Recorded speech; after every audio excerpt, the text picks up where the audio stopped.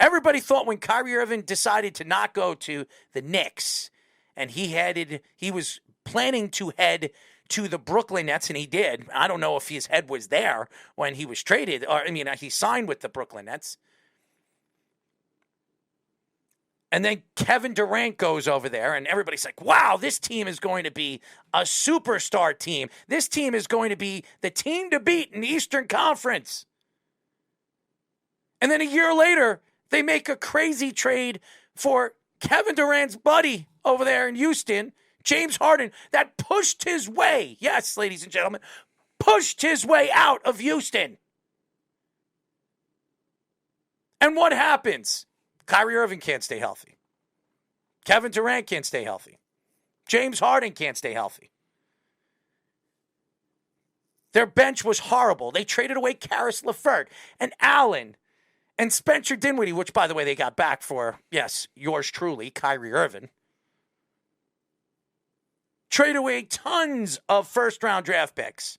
And I don't want to hear about how many first-round picks they got from Phoenix, because those first-round picks are going to be late first-round draft picks. You're talking about 27, 28, maybe even 29.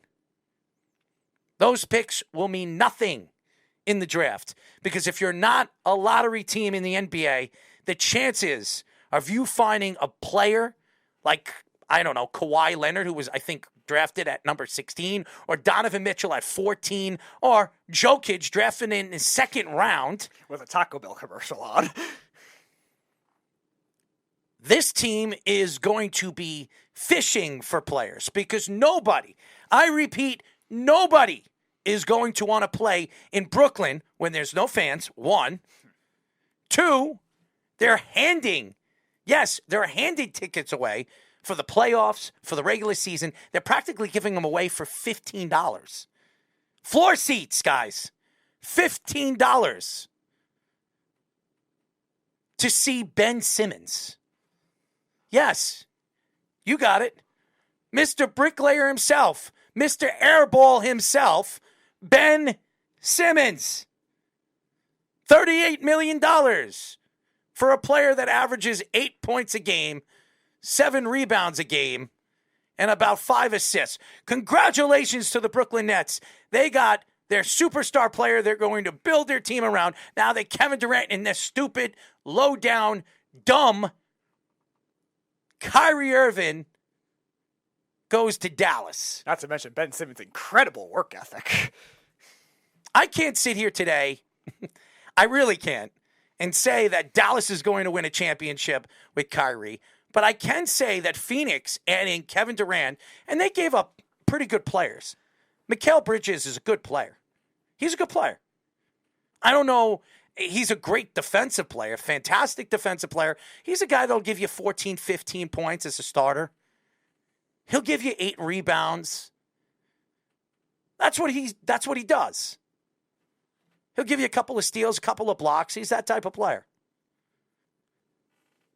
You're not going to build your team around Mikal Bridges, Spencer Dinwiddie, and Ben Simmons. And how are you going to draw a star to come over there?